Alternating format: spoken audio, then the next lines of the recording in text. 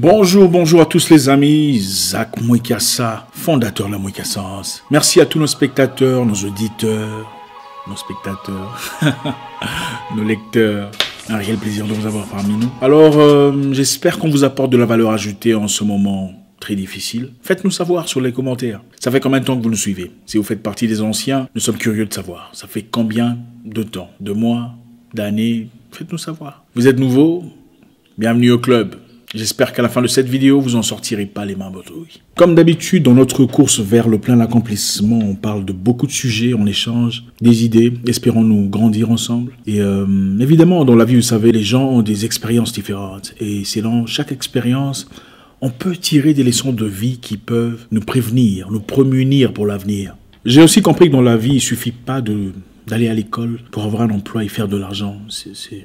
Il serait très imprudent de penser que la vie ne consiste qu'à aller à l'école, avoir des diplômes, trouver un emploi, faire une famille et mourir.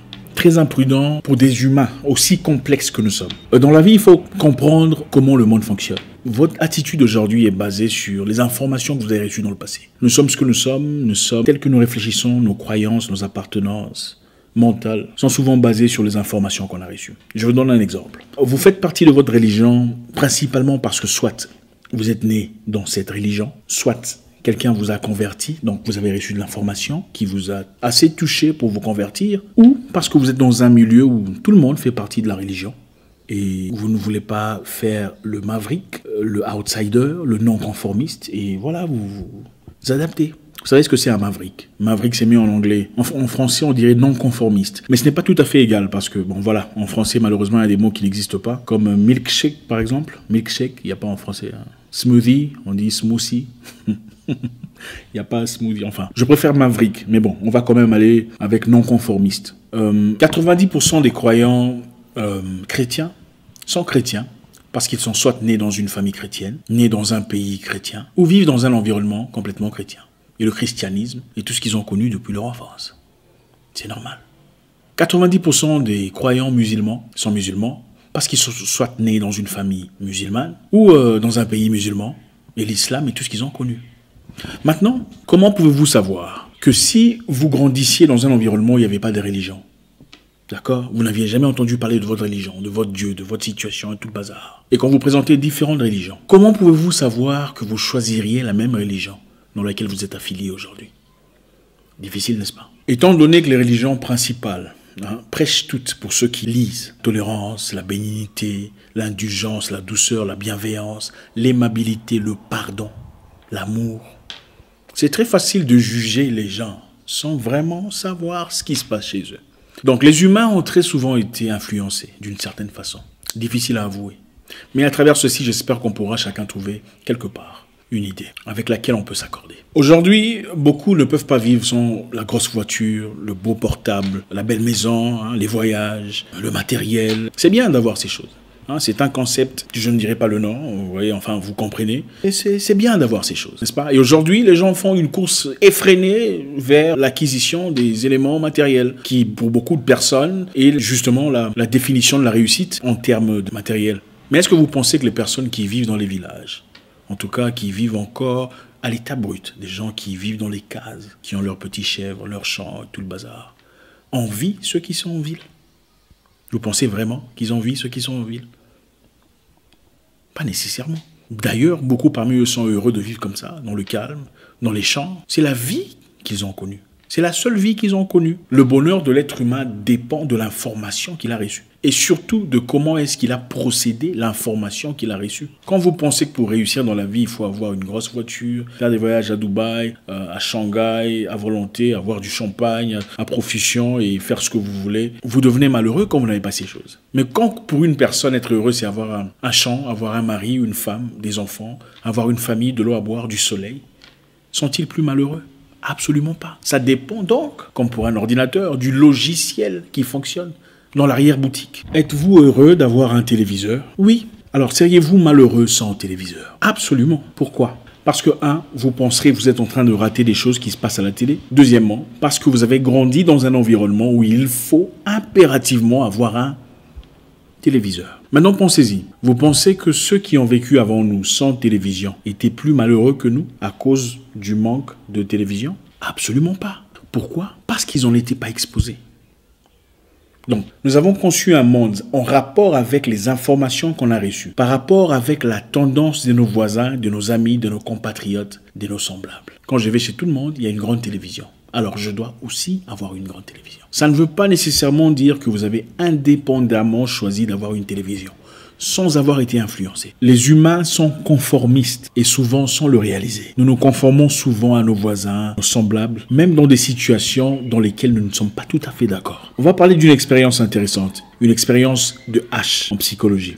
Alors, c'est quoi l'expérience de H? L'expérience de H est une expérience publiée en 1956 par le psychologue Solomon H, qui démontre le pouvoir du conformisme sur les décisions d'un individu au sein d'un groupe. Alors, j'essaierai rapidement de vous raconter l'histoire pour étayer la notion. Solomon H invita un groupe d'étudiants, ils étaient 7, de 17 à 25 ans, à participer à un prétendu test de vision.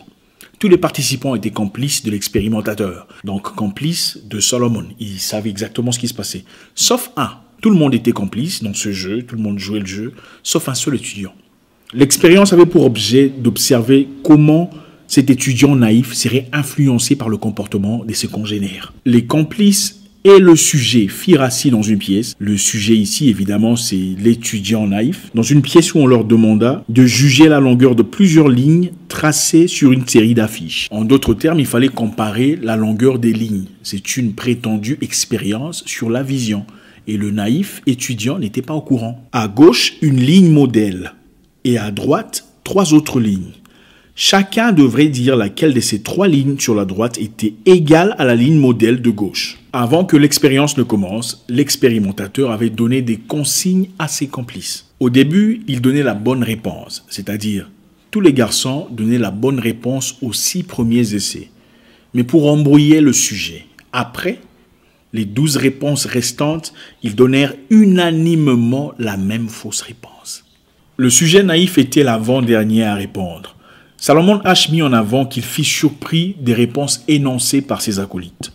Au fur et à mesure des essais, il devint, le sujet naïf, de plus en plus hésitant quant à ses réponses personnelles. One. They must be right. There are 4 of them and 1 of me. One. L'expérience fut réitérée avec un seul comparse, c'est-à-dire on a changé de sujet. Et même avec des nouveaux sujets, ils ont tous répété les mêmes erreurs que faisaient sciemment les autres participants. Les résultats de cette expérience ont montré que la plupart des sujets répondaient correctement sans influence extérieure, mais qu'un grand nombre finissait par se conformer aux mauvaises réponses, soutenues à l'unanimité des complices.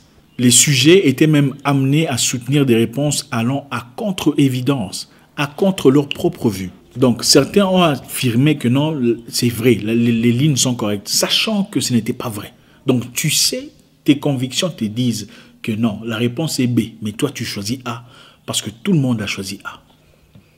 Voilà le pouvoir de la conformité dans nos communautés. C'est une expérience puissante de psychologie qui rejoint l'expérience de Milgram, dont on parlera prochainement. L'être humain est souvent influencé par son entourage, et très peu le reconnaissent. Et l'expérience de l'ascenseur qui est aussi intéressant. Comme tous les acteurs regardés au fond de l'ascenseur, le sujet, l'homme expérimenté qui est rentré dans l'ascenseur, le sujet, inconscient de ce qui se passait, comment ça se fait que tout le monde regarde de l'autre côté, se sentit obligé de changer de position pour se conformer aux autres. 90% des gens exposés à cette expérience de « comme tout le monde le fait, je le fais aussi » sont tombés dans le piège.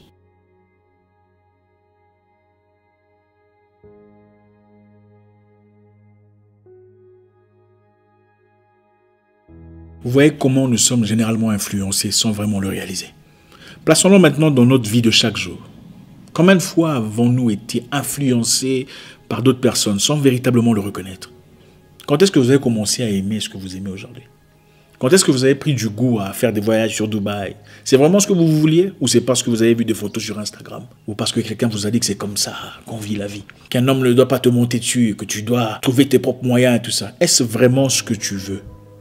ou ce que Monica ou Jessica ou Aminata auraient raconté répétitivement autour de toi? Êtes-vous sûr que vous voulez véritablement un homme ou une femme friquée, quelqu'un qui a des moyens, qui a des ressources et tout ça, quelqu'un qui a une grande maison, un bon boulot, un bel emploi, un beau visage? Ah, je veux un blanc, je veux un mari blanc, je veux une femme blanche, comme ça ils ont l'argent, non? Est-ce vraiment ce que vous vouliez dans votre vie? Ou c'est ce que vous avez appris au fur et à mesure? Ah, Monica est mariée à un blanc, c'est un Suisse. Ils vont partir. Ah, Jessica est mariée aussi à un blanc. Ils vont partir. Moi aussi, je vais partir. Est-ce vraiment ce que vous vouliez? Ou au fur et à mesure, c'est devenu normal pour vous? La conformité, le besoin de faire comme tout le monde. Ou vous vouliez simplement initialement quelqu'un qui vous aime, qui vous respecte, quelqu'un qui vous traite avec respect, avec honneur, avec considération. Qui vous a dit que vous serez malheureux sans voiture, que vous n'êtes pas accompli, que vous n'avez pas réussi votre vie? Qui a dit ça? Vos besoins de vie, votre aventure, le voyage sur Paris ou sur New York, est-ce votre idée? Ou une idée qui a été répétitivement employée de manière saturée dans votre environnement? Posez-vous les questions pertinentes. Quand est-ce que je commençais à prioriser l'argent sur l'équilibre mental? Sinon, tout le monde me pointera du doigt. Pourquoi je suis marié à un handicapé? Mais il faut être fou. Comment t'es-tu marié à un handicapé? On te fera paraître toi pour un fou. Parce qu'un handicapé, qu'est-ce qu'il va lui donner? Il n'a rien. Il n'a pas d'argent. Il n'a aucune... Franchement, cette femme, elle n'est pas normale ou quoi? Elle est jeune, elle est belle. Est-ce vraiment la bonne façon de vivre? Ou vous êtes inconsciemment influencé par votre environnement? La vérité ne devient pas mensonge, parce que le mensonge est soutenu par tout le monde. La vérité ne devient pas mensonge parce qu'elle est rejetée par tout le monde. Réinitialiser le système, réinitialisons nos cerveaux pour comprendre encore une fois dans quelle direction nous sommes en train de partir.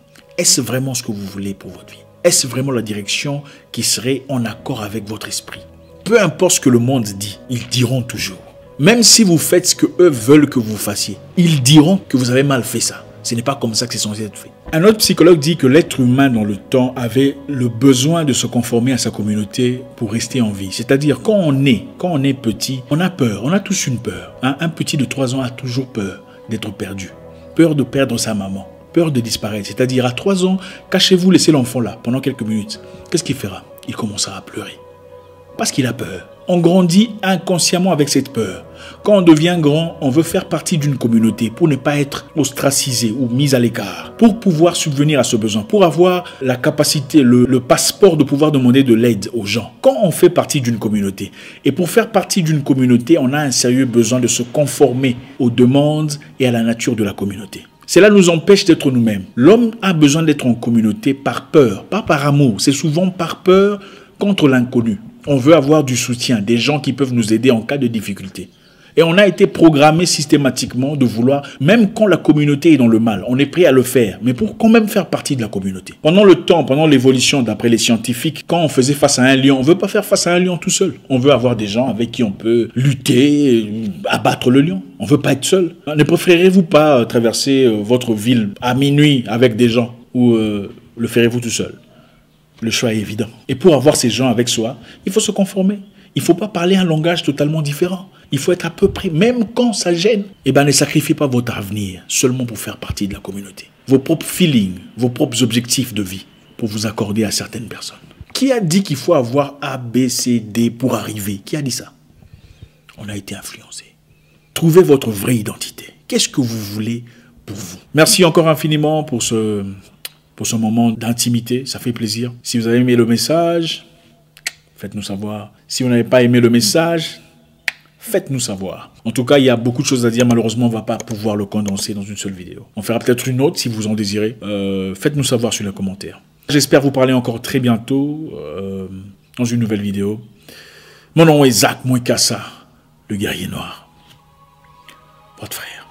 Un groupe de fous voudra vous faire passer pour un fou pour n'avoir pas fait leur folie. Attention!